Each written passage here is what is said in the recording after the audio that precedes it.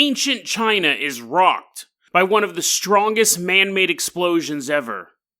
Or was it alien-made? And then we travel to the rootin' tootin' Old West, where we meet Colonel York on a quest to find his missing brother. But instead, he finds a young woman with psychic abilities. Today on Dead Rabbit Radio.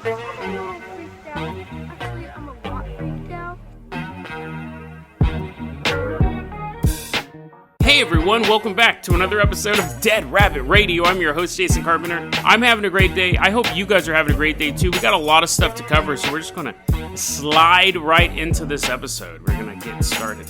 Let's go ahead. We're going to go back in time. We are headed back to the year 1626, so a long time ago. What is that, like 17th century? So anyways, it's May 26, 1626. We are lookouts, and we're in Tongzhou, China. So we're about 40 kilometers from Beijing. So in real distance, I think that's about like, 50, 60 miles. But anyways, maybe less. The point is that we're guards. So we got on our little helmets, and they cover our nose, and then our mouth is exposed. So we can get stabbed in the mouth, we can get stabbed in the eyes, but our nose is safe. We're standing there, we're up on this lookout tower, and I'm like, look out! And you're so tired of me telling that joke 8 hours a day. You're like, dang it, Jason. You keep looking around, but after like the 5th time of me doing that, you're like, it's not funny. It's not funny anymore. Anyways, we're up on the tower, and we see 40 kilometers away. I can see 40 kilometers away. You probably can't. But anyways,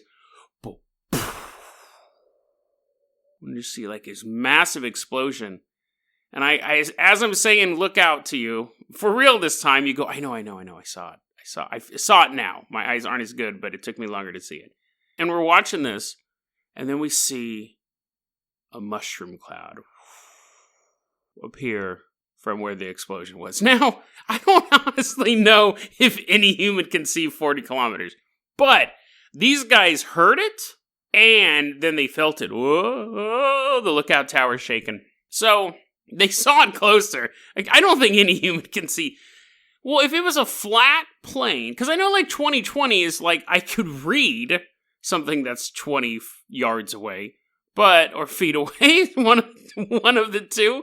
But like if you're standing in one side of Kansas and it's completely flat, and then on the other side of Kansas, oh wait, I forgot the earth curves. Never mind.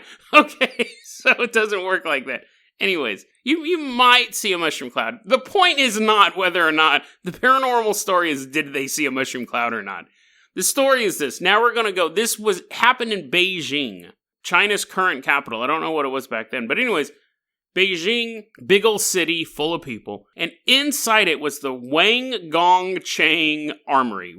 It's one word, but I can't say it all at once. So Wang Gong Chang Armory. And what they did here is they manufactured and stored weapons. Part of their weaponry, of course, was gunpowder, because they invented gunpowder. Now, normally you wouldn't want to have a massive stockpile of gunpowder and weapons inside your city walls, but back then they had to, because if they put it outside the city, it was more liable to get attacked by your enemies. Little people with swords poking it, and the walls break open, and they take all your stuff.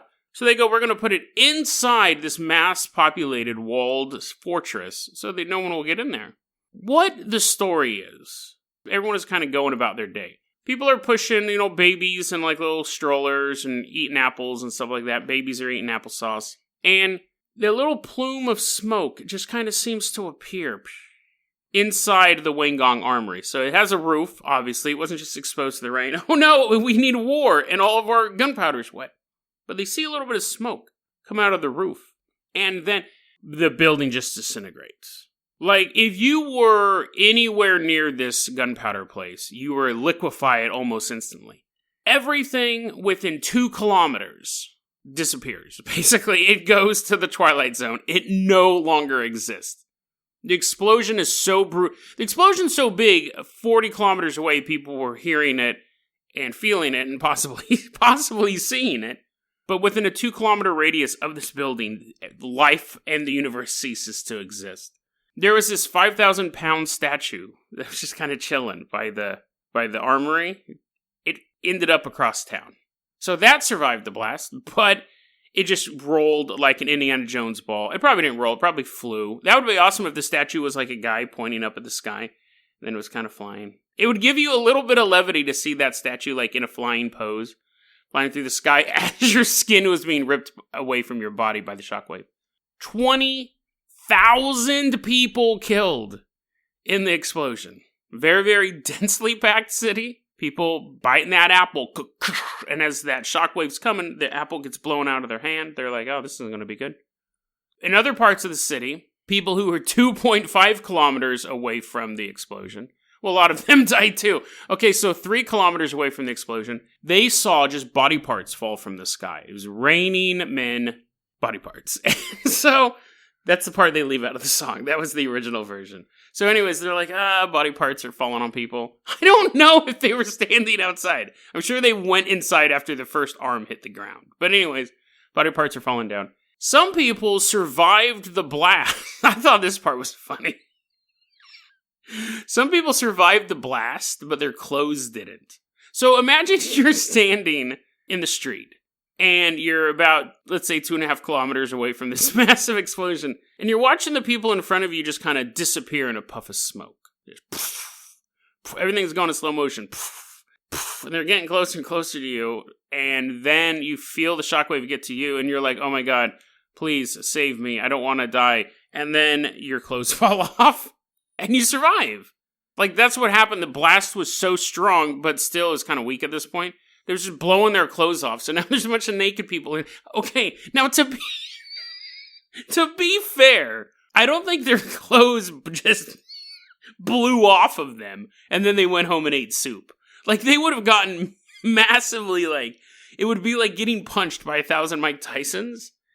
So, they weren't running marathons after this. They probably weren't even walking after this. My point being is, if you had a choice between being disintegrated or simply having your clothes shredded off of your body, you would pick the clothes, obviously, unless you didn't like being nude in public. But anyways, so I thought that was funny. People's clothes got blown off. Again, they probably weren't alive super long after that, or if they were, they had bones of jelly. But anyways, and people in town, people closer, definitely saw a mushroom cloud appear. So, totally real event actually happened. It's in Chinese history, and that's fairly recent, like 1626. Like, that's when everyone was writing stuff down. But people have always wondered what caused it. Now, of course, there's 2 camps. One of them says it was a natural cause. Some people say it was a fire in the building, which is suggested by the little plume of smoke. And other people say, no, the little plume of smoke shows something was ignited, but it doesn't show that was the cause. So people go, yeah, the fire could have broken out. It's not like there's any witnesses that they can interview to it. Fire could have broken out. The other one, an odd one, is that it was a natural gas leak in the earth. Like, it was built and the earth kind of cracked open, some natural gas got out. The earth farted, basically, and blew the building to pieces. And since it was already so combustible with all the gunpowder, it made it even worse. He who smelt it dealt it indeed, Mother Earth. And then, some people think it could have been like an airburst meteorite that was just coming down and flattened the city. Again, maybe, but the little plume of smoke, if that detail's real, kind of leads that out. Then that's believable, though. Possible. And then people say nuclear explosion, nuclear bomb went off, time travelers, and then aliens. Of course, aliens show up in every bizarre event. I don't know, what did the aliens do? I would like to meet someone who goes, oh no, you hear about that obscure event in Chinese history? And I was like, oh yeah, that building explosion? He's like, yeah, that was the one I was talking about out of all the obscure events. Is aliens. And I would obviously go, what? Why? And then he would explain. But here's a question. If it's aliens, did they sneak in and just why would an alien go into first off, why would an alien go into a building full of gunpowder to begin with? But why would the alien go in there and then just light a match? Why doesn't he use spaceship lasers and stuff? It just doesn't make sense. There's aliens everywhere. It's a little annoying, honestly. But that is the story of the Wang Gong Chang explosion. 20,000 people dead. Countless shirts, trousers, and socks remain unaccounted for. Let's go ahead. I got a Dead Rabbit recommends here that I've had for months.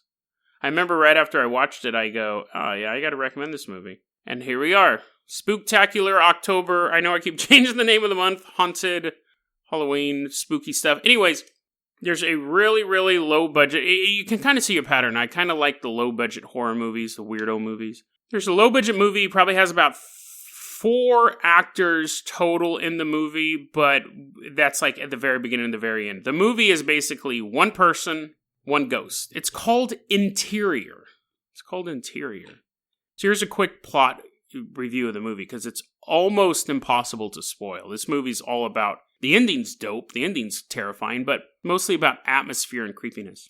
There is a young couple, father, mother, and their young, like 8-9-year-old girl, right? And the 9-year-old girl is saying she's seen a ghost in the house, and the mom kind of gets some weird senses. Now, they're going on vacation for the weekend, and her friend, the mom's friend, is a paranormal, like, hobbyist investigator type guy. And she goes, hey, my daughter thinks this, like, look at these creepy pictures my daughter's drawn of, like, this boogeyman. Isn't that hilarious? House is kind of weird. And I know you're into ghosts. Would you mind house sitting for us this weekend? And he's like, oh, yeah, totally. I'll set up video cameras and everything.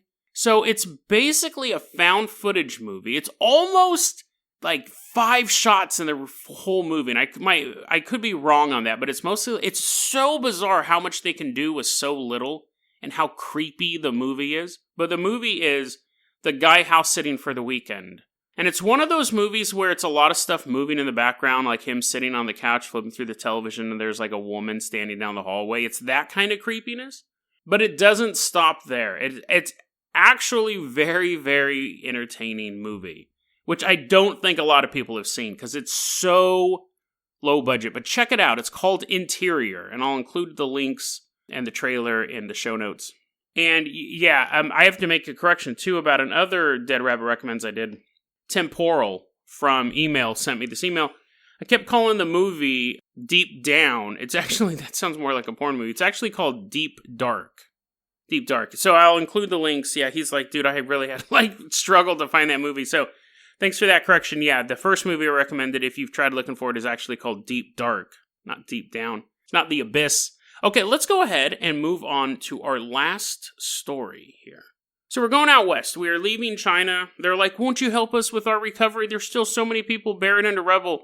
And we're like, no, we're out. And so we quit our jobs as guards in China. And now we're going to go a couple hundred years into the future. The year is 1872. And we're going to hop on a freighter.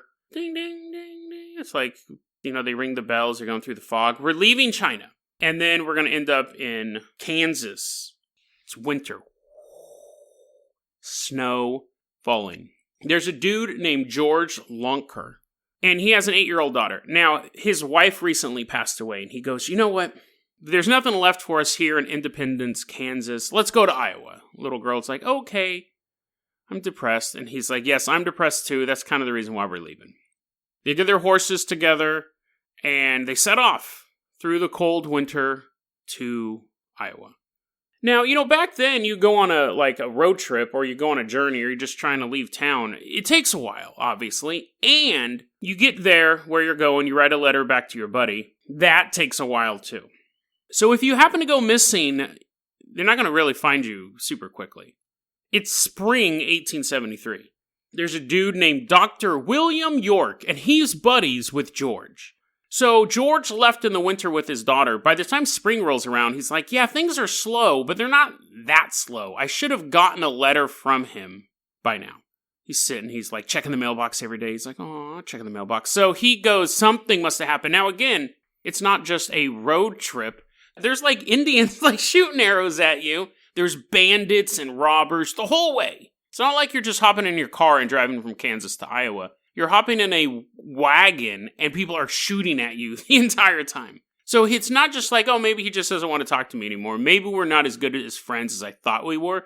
It's, he may be dead and I need to find out because I like the dude and I'm wondering, if his daughter's okay. So he goes out. Now, Dr. York is traveling along and he's stopping at homesteads and he's like, hey, have you seen this guy? Have you seen this old-timey photograph? It took us 10 minutes to take. Did they even have cameras back then? He's like, have you seen this guy? And it's just a drawing. And they're like, no, I haven't seen that guy. He goes to the next homestead. Have you seen this guy? He gets all the way to about Iowa and says, I'm not going to find him. Nobody has seen my buddy. I hope things have worked out for him, but I gotta head home. Never makes it back home. Now, George Lochner had a buddy who was a doctor and had the funds to just basically kind of go on a quest to find him. But not everybody has those people. Dr. York has his brothers. One of them is Kansas State Senator Alexander York. And his other brother is Colonel Ed York. A colonel because the Civil War just ended a few years ago. So you basically have, if you're going to go missing, the better connected you are, the better off you are at being found or avenged. One of the brothers is a state senator. The other brother is a military officer. Colonel York says, we got to find my brother. He rounds up 50 soldiers and they just start riding the path they knew he was on, stopping at every house, walking in, full uniform. Have you seen my brother? Where is he? And they're questioning him. They also have better drawn pictures so they can be like, is this him? And they're like, that guy does look kind of familiar. He kept going down the road. They stop at every single homestead. Travelers who are walking by, they stop them. It's the military. Now, it wasn't an official military mission, but they're armed and in uniform.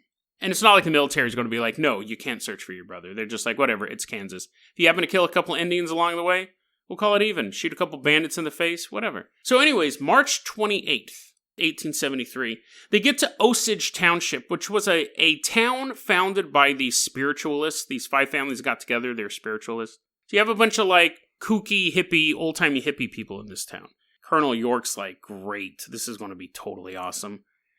Did you guys catch my sarcasm? And they're like, yes, sir. So they're riding through the town. And this town is basically one of the towns you have to pass through to get further west in the area. So they're like, he had to have come through this town, unless he was off-roading it with his horse.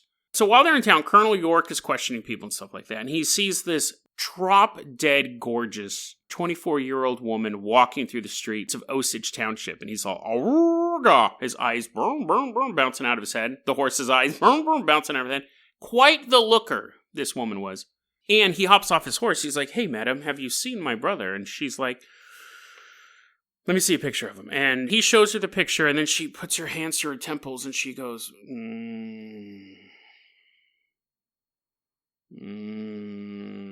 using my psychic powers. And he's like, what? She's like, I'm psychic. It's a town of spiritualists, by the way. I am actually the town psychic. And you can stop by my little shack. It's actually more than a shack. It's an inn/general store down the way. I can give you a full reading. But even without using my psychic powers, I can tell you that he's been in this town. And they're like, really? How do you know? And he goes, because he stayed at my inn. He stayed at my inn on his way further west. He did leave, but I think that I can actually help you find him using my psychic powers. Now, obviously, we're in this weird part of American history where it's post people inventing light bulbs and putting kites in the sky with keys, but people are still believing in all sorts of ghosts and spiritualism and stuff like that.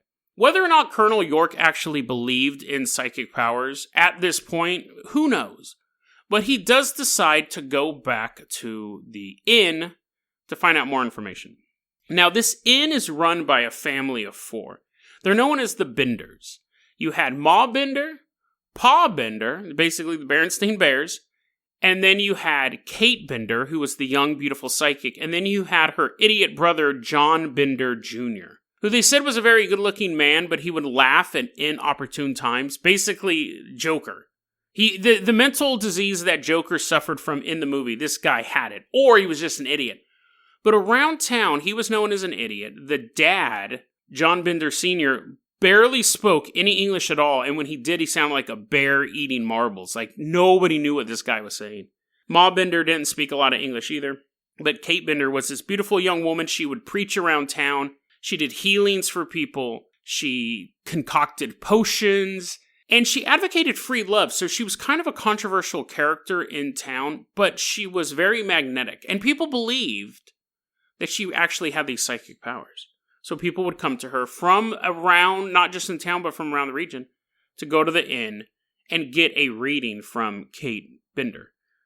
So the troop goes there, and she's like, listen, I can use my psychic powers to help find your brother. But you have to believe in them.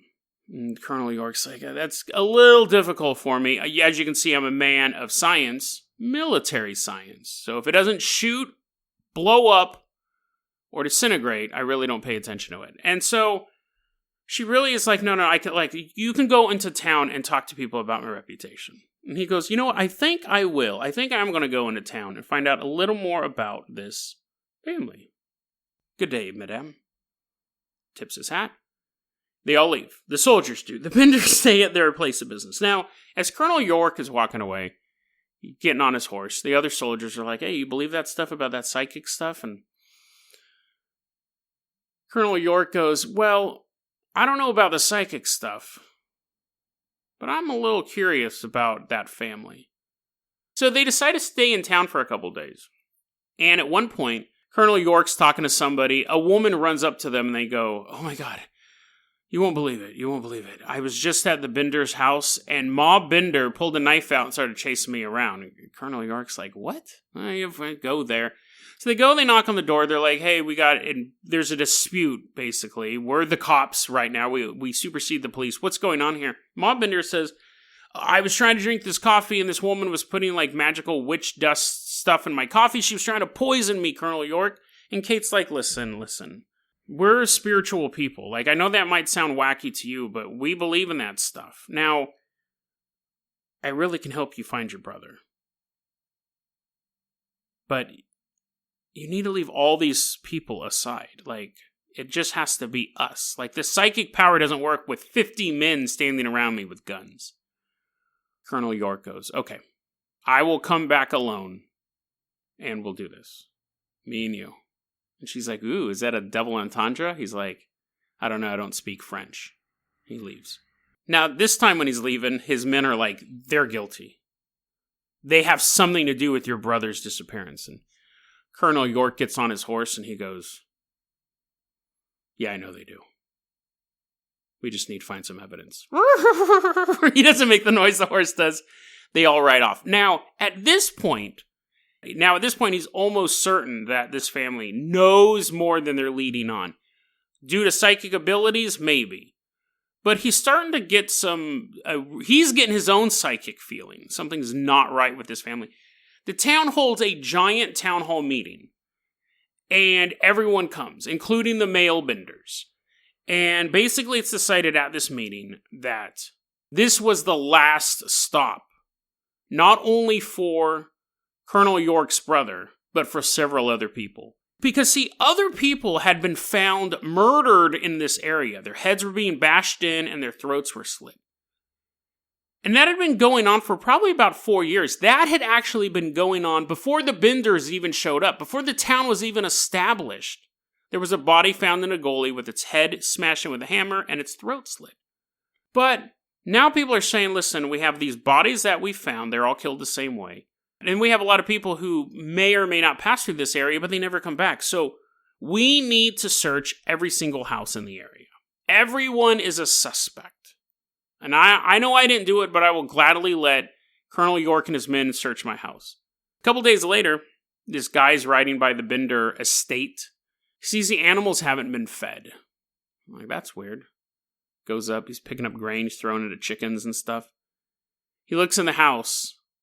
Completely empty. Oh, great.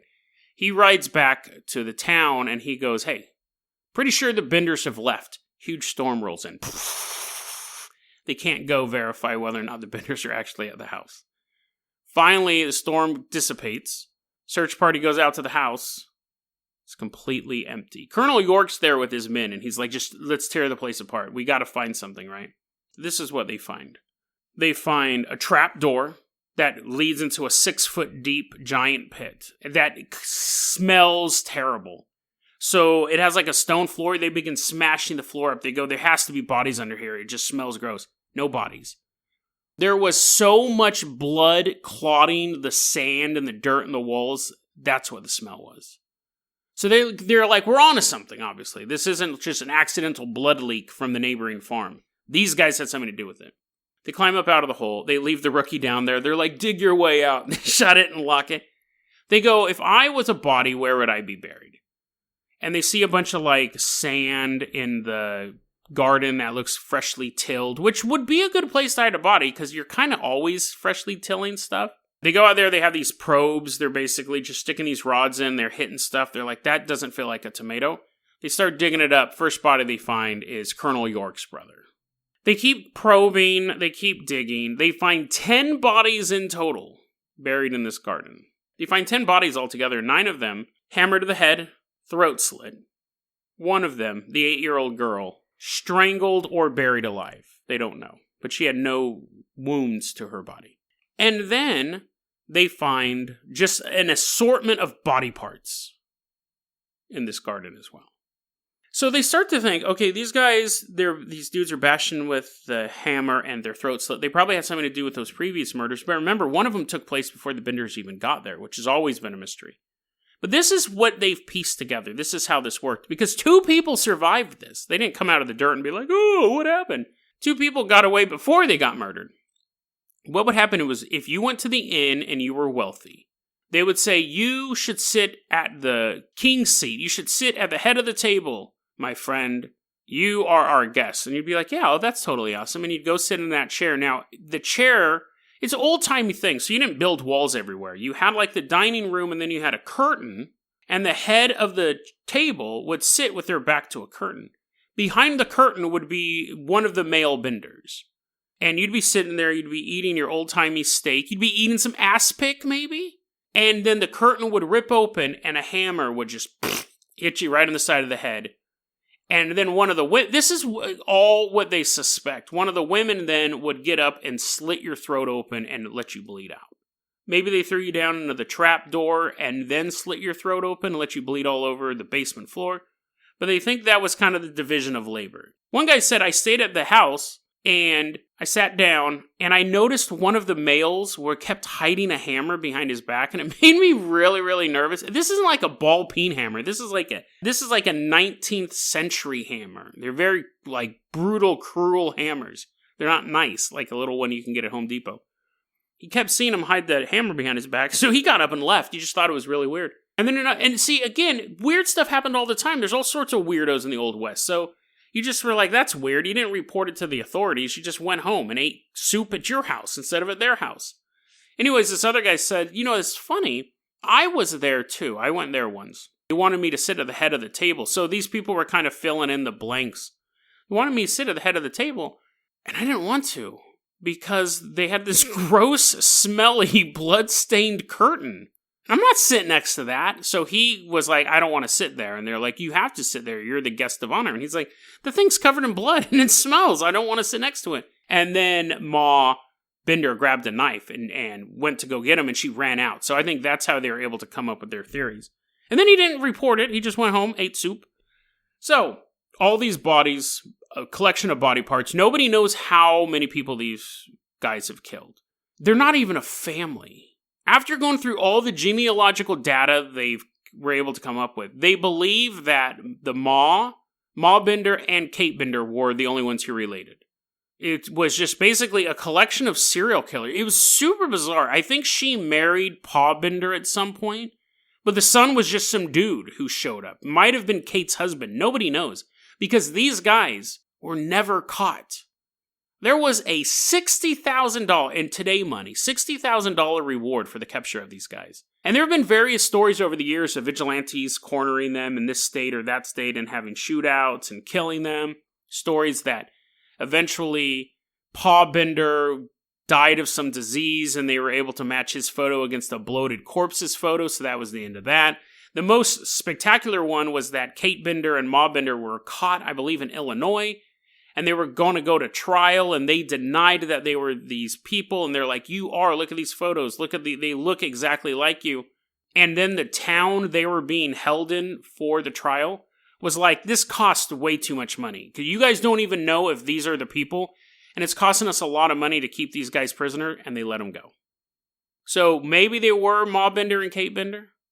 Maybe they weren't. Nobody knows. These people were never, ever caught.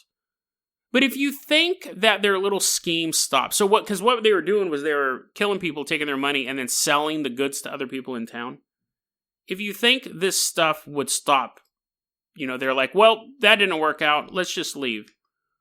So after the Benders left and they were searching the house and everything like that, they found a Roman Catholic prayer book in the house. And it had notes written in German, and they translated these notes. Here's one of the notes that was in this book. John Gebhardt came to America on July 1st, 18, ? Then there was another note that said, Big Slaughter Day, Jan 8th, hell departed.